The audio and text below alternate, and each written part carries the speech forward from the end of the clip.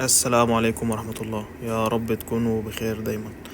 واحد بس من الأخوة المتابعين سألني عن تحليل سهم دايس. هنرسم الموجات لسهم دايس ونشوف هل هو في صعود تاني ولا هو كده خلص صعود وبعد كده فيه هبوط. لو افترضنا ان هنا الموجة واحد، عملنا تصحيح موجة اتنين، صعود قوي في موجة تلاتة، تصحيح موجة أربعة، وكده موجة خمسة. لكن هل موجة خمسة انتهت على كده وخلاص ما فيش صعود تاني؟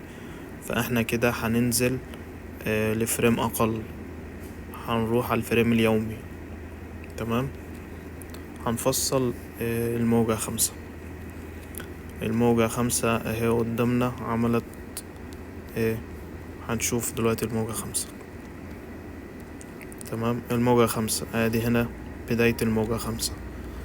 هنا عملنا موجة واحد، طلع صعود، بعد كده هبوط هنا في موجة اتنين، بعد كده صعود قوي في موجة تلاتة، بعد كده هبوط قوي في موجة أربعة، وبعد كده هتجيلنا صعود تاني في موجة خمسة.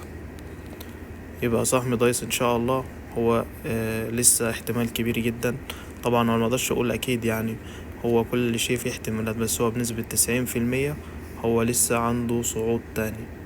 فأي حد لسه معاه دايس ممكن يصبر شوية.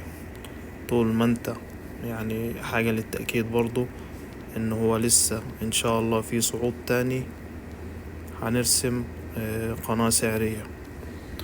فين القناة السعرية؟ هنرسم هنا قناة سعرية. طول ما السهم بيمشي في قناة سعرية، سواء هابطة تبقى هابطة كده ويعمل ليها اختراق مثلا في يوم، تاني يوم يروح يرد فيها تاني، اليوم اللي وراه يقفل مثلا فيها، فكده معناها ان ده هبوط ABC، مش موجة دفعة. فطول ما هو هبوط ABC يبقى احتمال كبير جدا ان في صعود تاني. دي اول حاجة. تاني حاجة ممكن يعني نشوفها هنا ان الموجة اتنين جات لنا هنا نوعها فلات، اللي هو يعني بالاقرب عرضية شوية. فهنا هبط لنا هبوط عرضي، هنا عمل لنا هبوط حاد. فدي من الوارد جدا والمنطقي ان دي موجة هتكون موجة أربعة بس، وبعد كده عندنا صعود تاني، وهتبقى أصلا هي الموجة نفسها اللي هي اسمها اندنج دياجلو، اللي هي بتبقى آخر موجة في الصعود. يعني اللي معاه دايس يستنى آخر موجة صعود في المناطق دي كلها، دي هتبدأ مناطق البيع. يعني محدش بعد كده يطمع تاني ويستنى في السهم يقول لا ده السهم هيروح لكذا ومش عارف ايه والكلام ده كله. ومجرد اختراق القمة دي والصعود ليها أعلى، هتلاقي طبعا في زخم في الصعود، وفي مثلا ايه بالصعود بال10% وال5%، بس كله ده هيكون للبيع. طيب السهم يعني ممكن يوصل لحد فين؟ هنرسم كده الفيبوناتشي من أول هنا، من أول الموجة واحد، بعد كده هبوط الموجة اتنين لحد قاع الموجة اتنين. هنبص كمان هنشوف ان الموجة تلاتة وصلت عند 161 فيبوناتشي. من المنطقي والوارد ان ممكن الموجة خمسة توصل عند 261، يعني حوالي 2 جنيه و29 قرش. او ممكن تجيلنا هنا، يعمل هنا كده صعود. هنشوف نرسم مسار، يعمل لنا مثلا كده هنا صعود شوية كده اهو، كده مثلا كده، ويجينا عند الحتت دي اهو، عند الترند ده. احتمال كبير جدا ده، يعني ان شاء الله هو اللي هيحصل. كمان حاجة تاني مهمة جدا، يعني لازم ناخد بالنا منها. مثلا هنرجع لفريم اكبر شوية وليكن الشهري. هنبص هنا شايفين احنا هنا القمم دي كلها دي مناطق سيولة. شوف يعني، شوف هنا القمة دي عمل لها اختراق وهمي زي كده، راح نزل تاني هبوط عنيف جدا. بص ازاي. فهنا برضو ممكن يعمل لنا الحركة دي، بمعنى هو حاليا نزل تحت القمة دي. تمام، احتمال تلاقي في شهر كده ولا حاجة صعود عنيف فوق القمم دي اهو، حتى ممكن يعدي القمة دي، هيعدي ان شاء الله القمة دي ويعمل لك صعود عنيف في المناطق دي كلها. يجي بعد كده على نهاية الشهر تكون شمعة خضرة وجميلة جدا وشكلها حلو جدا. يجي بعد كده على نهاية الشهر أو الشهر اللي وراه وتلاقي بعد كده هبوط عنيف جدا. ليه؟ لأن هو خلص كده 5 موجات. تمام. طول ما هو خلص 5 موجات ما تعتقدش ان هو هيبقى فيه صعود تاني. ممكن يعمل لك صعود عنيف جدا تفتكر ان هو ويعني كمان الناس اللي بتعمل تحليل كلاسيكي هتعمل لك كده اهو. بص كده، وهتلاقي السهم اخترق مثلا القمة دي. يقول لك بس كده احنا رايحين بقى لمناطق واسعار خيالية وهدف انما بقى متحلمش بيه.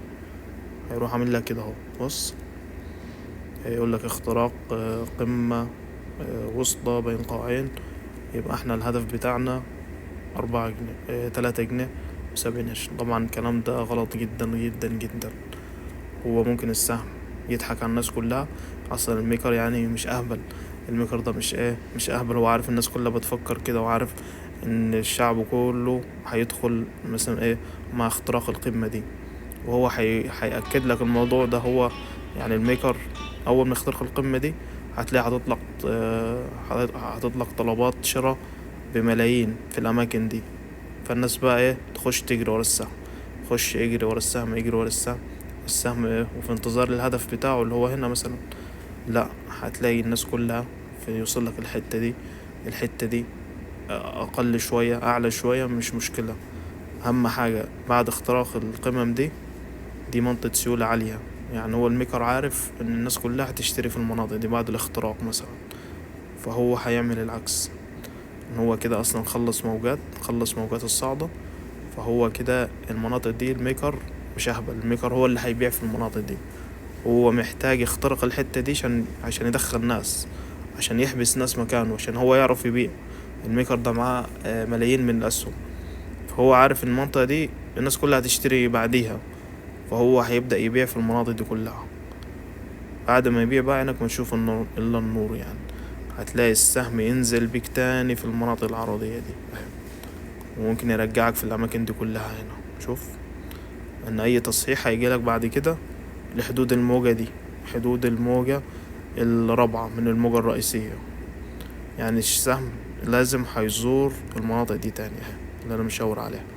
يعني تحت 1.13 قرش دي بعد كده هتبقى مناطق الشراء بعد الهبوط القوي اللي هو هيحصل لي. فاللي عايز اشرحه يعني ان كل الاماكن اللي هيوصل ليها ممكن الاسبوع اللي جاي الشهر الجاي بعد اختراق القمة دي اماكن البيع مش اماكن الشراء. ده يعني سهم دايس للمتابع اللي هو سألني عليه. بس كده وشكرا جزيلا.